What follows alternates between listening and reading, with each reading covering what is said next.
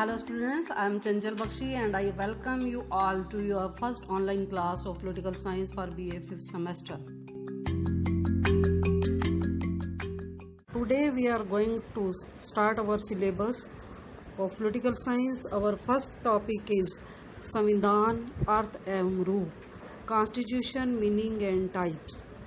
First of all, I want to tell you what is the meaning of the Constitution.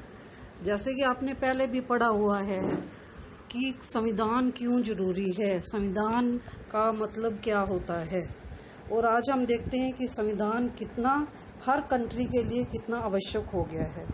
पहले time में क्या होता था कि कोई भी संविधान नहीं होता था और डिक्टेटरशिप होती थी, कोई लॉ एंड ऑर्डर नहीं होता था, जो रूलर होते थे वो अपनी मन मर्जी करते थे और लोगों के ऊपर अत्याचार करते थे। लेकिन जैसे जैसे जो है एक रेवोल्यूशन 1688 में आया, उसके बाद हर पूरे वर्ल्ड में हर कंट्री जो है उसमें चेंजेस आई और सब ने जो है डेमोक्रेटिक फॉर्म ऑफ गवर्नमेंट को बेस्ट माना और उसके अकॉर्डिंग जो है एक संवैधानिक सरकार या संविधान बनाना ज़रूरी समझा, जिसमें किसी भी पार्टी की कोई भी किसी भी दल की सरकार आती है तो उसको संविधान के अकॉर्डिंग काम करना होता है, ना कि अपनी मन मर्जी से। इसीलिए आज हम देखते हैं कि संविधान जो है वो बहुत ज़रूरी है और ये इसलिए ज़रूरी हो गया है कि इसके बिना राज्य का कोई अस्तित्व ही नहीं रहता है, राज्य का कुछ भी मीनिंग नहीं रहता है, क्योंकि जो राज्य होता है वो अपना शासन जो है वो जो रूलर होते हैं या पॉलिटिकल लीडर होते हैं उनकी इच्छाओं और भावनाओं के अनुसार नहीं किया जाता, बल्कि उनके ऊपर प्रतिबंध होते हैं, निश्चित नियम होते हैं और उनको कानून के अनुसार ही शासन उनके द्वारा किया जाता है। संवैधानिक सरकार जो होती है उसमें कुछ व्यक्तियों की सरकार ही नहीं बल्कि कानूनों की सरकार होती है, तो इसीलिए प्रत्येक राज्य में संविधान का होना बहुत ज़रूरी है और इसकी एक विशेषता मानी जाती है। तो सिंपल वे में हम कह सकते हैं कि संविधान के बिना राज्य नहीं बल्कि एक अराजकता का शासन होता है। इसमें निरंकुश शासकों की असीमित शक्तियों का एक निरंतर प्रतिबंध होता है। यदि किसी संविधान में निश्चित रूप में संविधान नहीं होगा तो शासक अपनी मनमानी करेंगे और नागरिकों के अधिकार और स्वतंत्रताएं शासक की दया पर निर्भर होंगी। तो इसलिए सबसे पहले हमें संविधान की परिभाषा को जानना है कि संविधान एक्चुअल में अलग अलग जो फिलोसफर हैं उन्होंने उसको कैसे डिफाइन किया है। First of all, according to Wolseley, संविधान you can write in your notebook also, Wolseley के अनुसार संविधान उन नियमों का समूह है जिसके अनुसार सरकार की शक्तियां, प्रजा के अधिकार और उन दोनों के परस्पर संबंध को निश्चित किया जाता है। वंस अगेन, संविधान अकॉर्डिंग टू वुल्सले, संविधान उन नियमों का समूह है जिनके अनुसार सरकार की शक्तियां, प्रजा के अधिकार और उन दोनों के परस्पर संबंध को निश्चित किया जाता है। कूले के अनुसार संविधान नियमों और परंपराओं का वह समूह है जिसके अनुसार प्रभुसत्ता की शक्तियों का स्वाभाविक रूप से प्रयोग किया जाता है।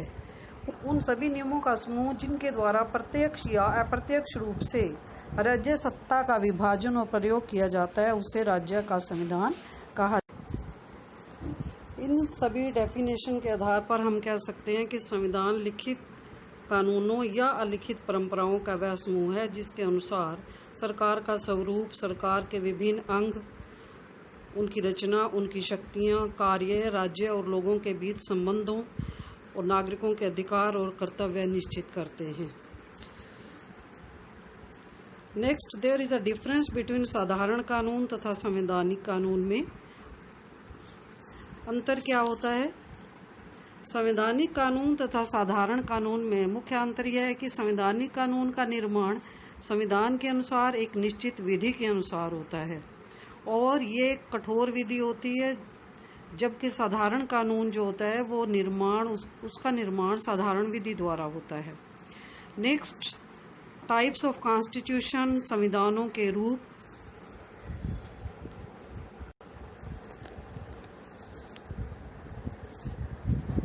दो प्रकार के संविधान होते हैं, विकसित संविधान, निर्मित संविधान। विकसित संविधान वो होता है जो कि अपने आप से धीरे धीरे परंपराओं के आधार पर, ट्रेडिशंस के आधार के ऊपर बदलता रहता है, बनता रहता है।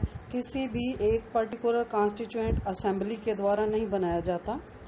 लेकिन निर्मित संविधान जो होता है वो एक कॉन्स्टिट्यूएंट असेंबली के द्वारा बनाया जाता है और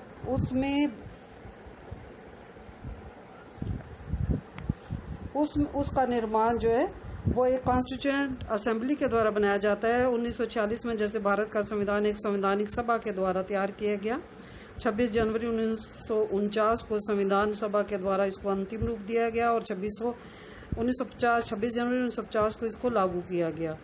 इसी तरह से अमेरिका का संविधान 1787 में फिलाडेल्फिया सम्मेलन के द्वारा तैयार हुआ और 1789 में ये इसको लागू किया गया। इसी तरह निर्मित संविधान के हमारे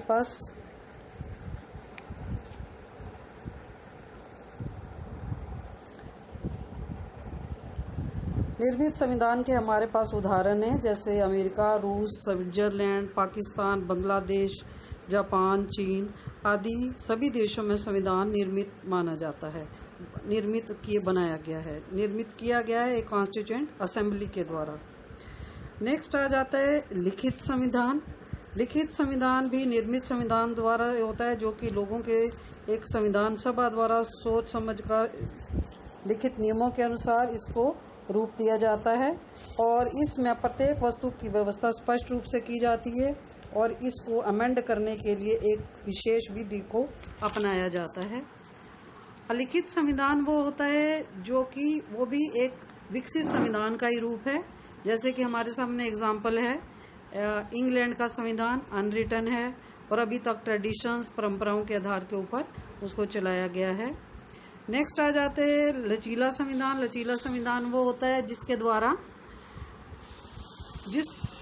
द्वारा जब अमेंडमेंट किया जाता है तो वो एक साधारण कानून की तरह ही संसद साधारण बहुमत से उसमें अमेंडमेंट कर देती है। और दूसरा नेक्स्ट आता है कठोर संविधान, जिसको बदलने के लिए, संशोधन करने के लिए एक विशेष विधि के द्वारा उसको में बदलाव किया जाता है, अमेंड किया जाता है।